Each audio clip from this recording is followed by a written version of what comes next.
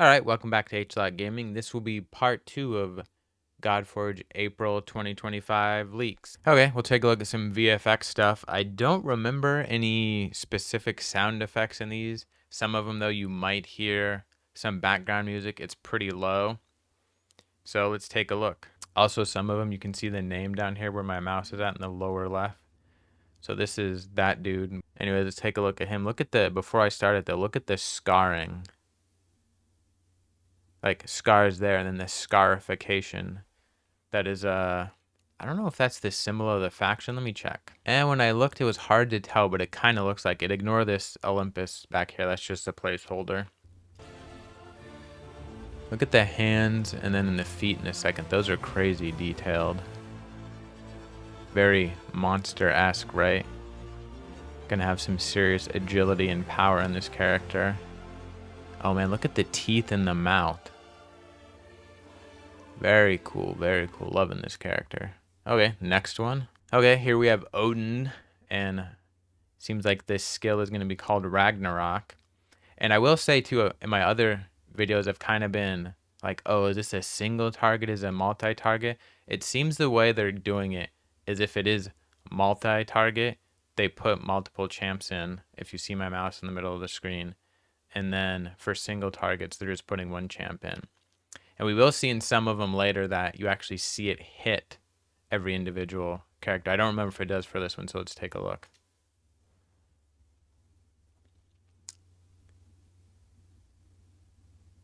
Very cool, right? So yeah. So if you look at each individual character, you'll see sort of something come up from the ground. I'll play it again. Wonder if I can just loop this. Yeah, there we go. You'll see something come up, this sort of blue before the rock and the lava. So this definitely hits everyone. And if you look over here, you'll see sort of, I don't know what you want to call it, like a tear in space or something. You know what I mean? Kind of, if you think of the Thor movies, kind of the Bifrost, it's almost like, I don't know, he's opening a hole in space and then lightning comes down and lava and rock shoots up from the bottom. Very cool. Giving you those Odin vibes, you know, controlling all the elements as he is the head god. Yeah, I'm loving that skill, man. Okay, here we have set skill. I believe, well, let's take a look. I think this is the skill Dirk shows us later. I don't know. We'll have to look at it later. But either way, this is the single target attack. Yeah, I'm pretty sure this is it. Huh, there's no sound on here. Well, when we take a look at the end of Dirk's video, we will hear the sound, so. Looks pretty cool though, right? And yeah, his weapon looks very similar to Ra's. I'm not sure if it is the same weapon in a reskin or not, but looks very cool. I think on the next video we get to see it from a side view, so let's take a look at that. Yeah, here we go. Oh, it's a different skill. Skill 2. So single target again, like I said, it seems to be that's how they're letting you know if it's single or multiple by how many sort of characters are in the stage with him. And again, ignore that this is the what are these guys called now? The Izumi stage. Again, just a placeholder. But pretty cool. Look at the background, right? But anyways, let's get back to this skill. Summons this sort of plague or something. Yeah, I couldn't find anything about Set being associated with plagues. That doesn't mean he isn't at some point. So I don't think that's kind of what this is trying to invoke here, like that feeling of infecting someone. But he is the god of the desert, violence to foreigners, I believe. Yeah, he is the god of the desert, storms, disorder, and violence. Oh, and foreigners. Interesting. Okay. So the god of violence. Yeah. I don't know why. That's just giving me like plague vibes, but obviously not just some type of magic causing damage. Okay, let's take a look at his next skill. Skill 3. So see, here we go. Multiple hits. And this is what I was talking about. You have to look close, but you can see it hits each individual enemy. Yeah, see, so he kind of summons it up here, then does that sweeping attack, and it explodes when it hits everyone. Again, very cool. Maybe I'm getting, like I said, plague vibes, or maybe it's just supposed to be kind of black magic, disorder, violence. Okay, here we got a single target attack from King Tut. And if you look, the coloring and the damage is sort of similar. You don't see kind of those like little bubbles or flutters like you do with Set that I was thinking kind of look Plague, but they are sticking with sort of a motif for the same faction, so that makes sense. That kind of green and black. But yeah, just a single target. Cool, very cool. Okay, here we got skill to a multi-target attack from King Tut. That I don't know. We did see King Tut in action in the Tuesday video last week, but I don't remember if we saw this skill or his single target one.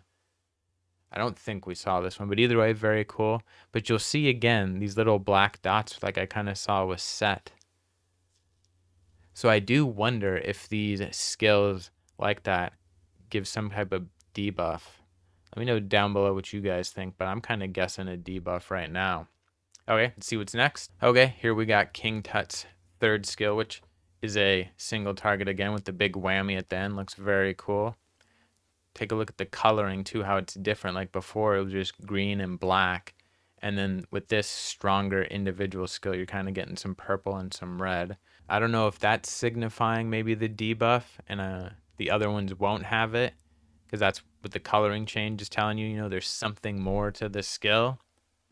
But again, very cool. And look at too his little, I don't know, almost like a flail. Look how it moves in this skill. That's freaking awesome.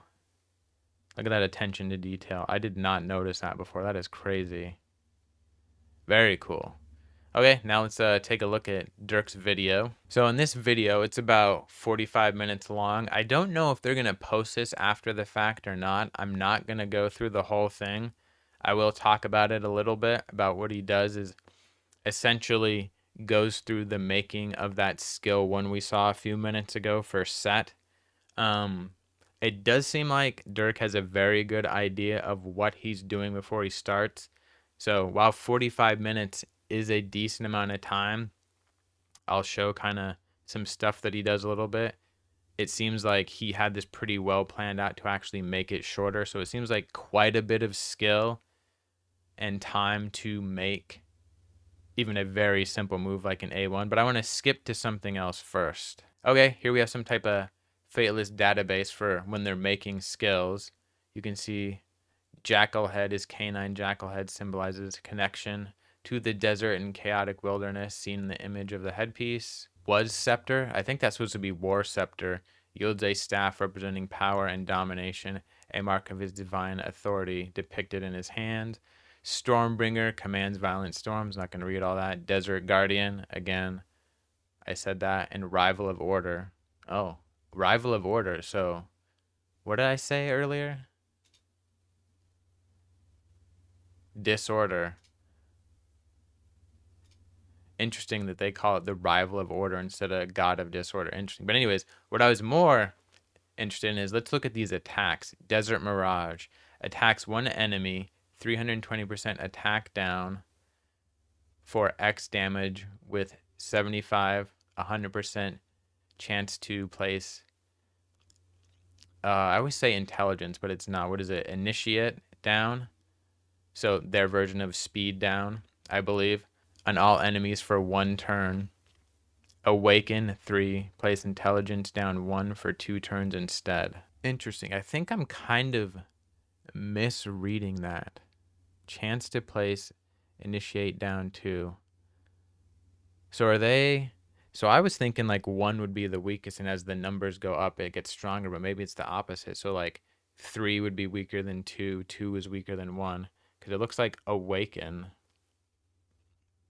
Right. So you power it up, if I'm reading this correctly, for 2 turns and a stronger version of it. And it is interesting too. It says on all enemies, but you attack 1 enemy. So if I'm reading that correctly, you attack 1 enemy, but you put the debuff on every enemy. So that's a pretty powerful skill. And the reason I'm going over this is because Set is an epic, so if they're keeping the skills like this, at least for the beta, we kind of can get an idea of epic level skills compared to, you know, rare and legendary skills. So this seems like a pretty good skill. So I don't know what a legendary skill would be right now. Okay, so the second skill, Jealous Retribution.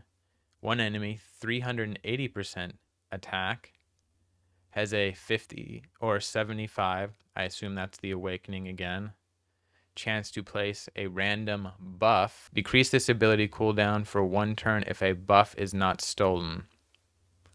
Awaken has a chance to steal 2 random buffs. Interesting, okay.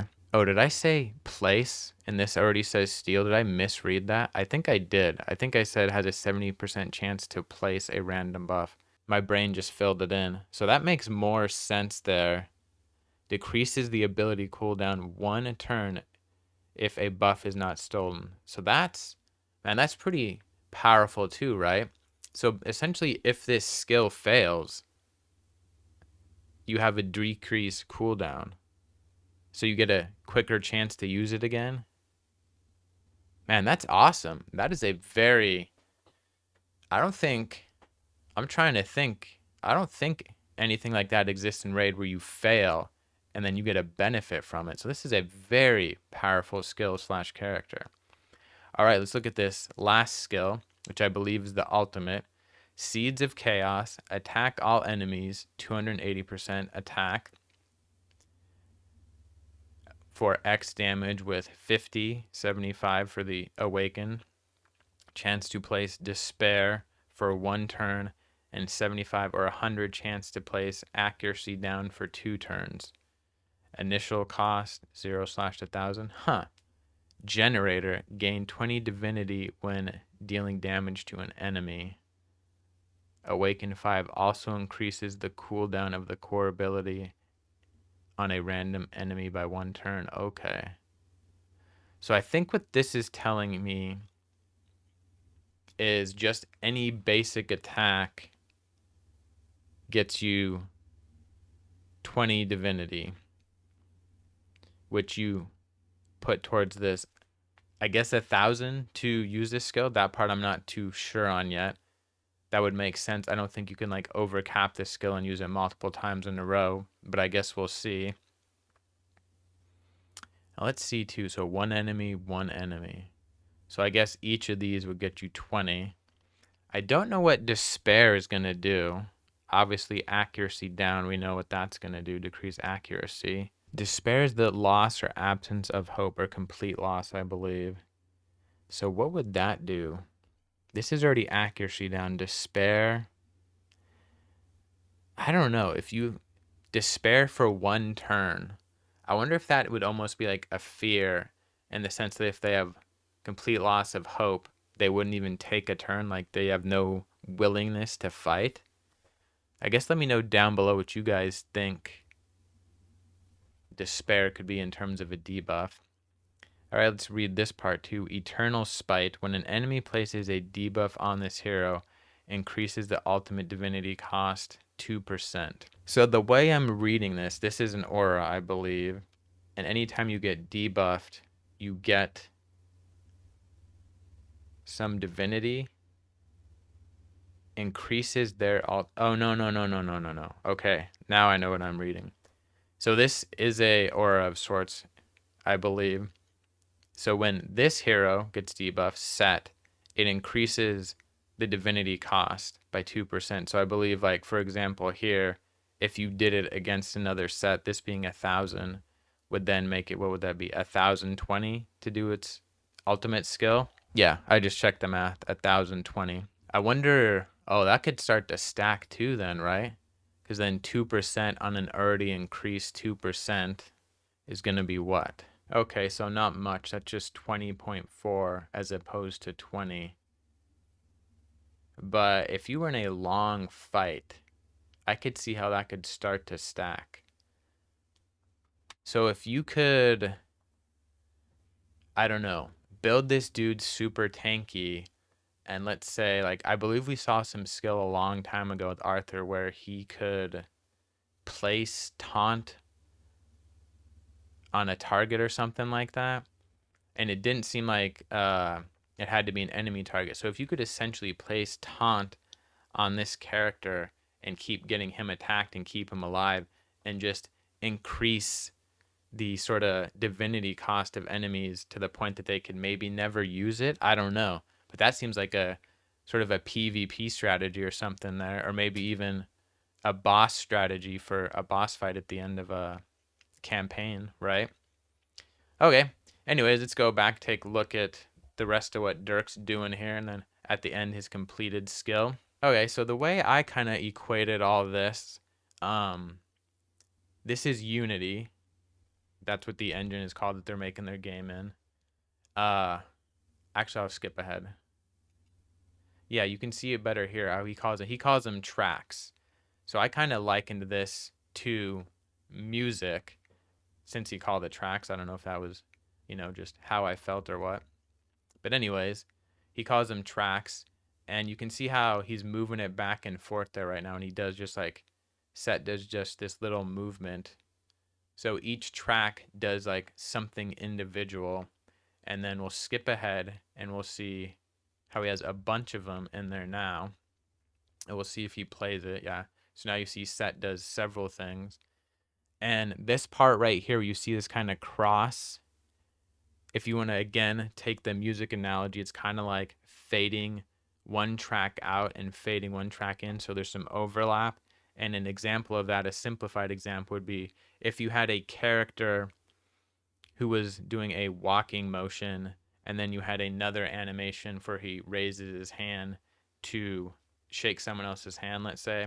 I'm just giving very simple examples here. Instead of one thing hard ending and then the next thing starting, where you kind of get those jerky movements in games, it would be you overlap it. So when he's at the end of his walk, however far long he's walking, he starts to raise his hand. So when he meets the character he's shaking their hand, the hand is already up. So you kind of get that more of a smooth effect. If you think of some older games where it's almost very set, where like a character would move forward and pause and then swing and then stop and then kind of jump back, like they don't have to do that as much now. It looks a lot smoother. Also, it's probably based on the skill of the person doing it.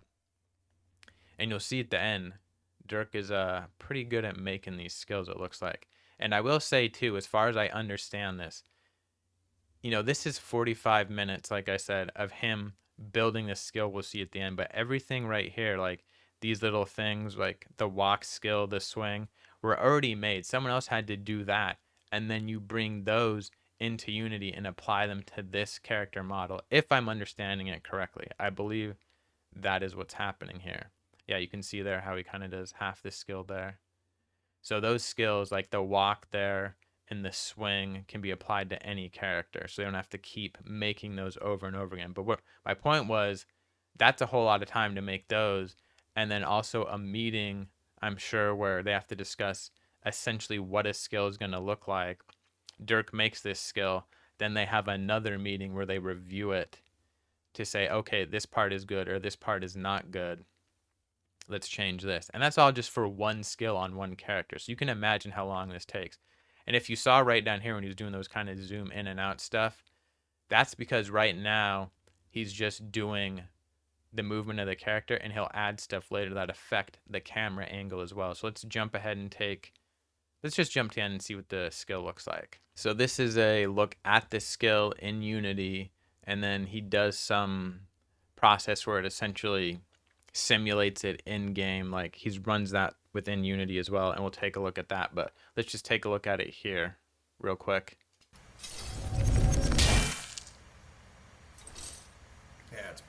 Yeah, so you see that was about 40 minutes of work just on that part there. And again, that's with everything else already made. And what I kind of feel like is Dirk already having a strong idea of what he's doing going in to record this demo for us. So in real life, obviously, much more work. Okay, let's fast forward now to kind of see it in game. It'll still be in this window. Okay, so here we are. We'll see it in this sort of game environment within Unity. Dirk says some stuff, and you can hear background music, so I'll just let it play. Here we go.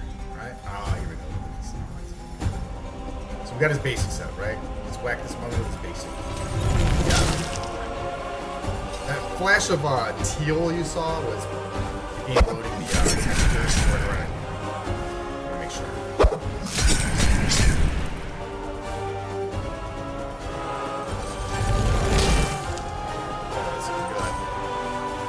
Just one more, just enjoy it. That's looking pretty solid.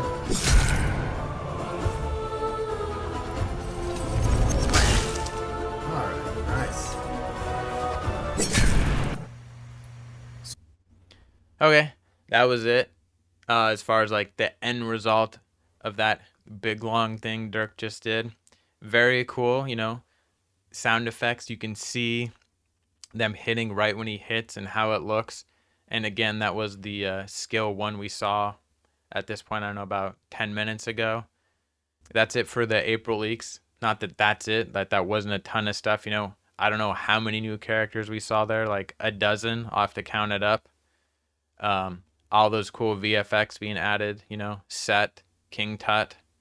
And then, again, I kind of summarized what Dirk did here in about 45 minutes building that skill. This has been H-Lock. Thanks for watching. Bye.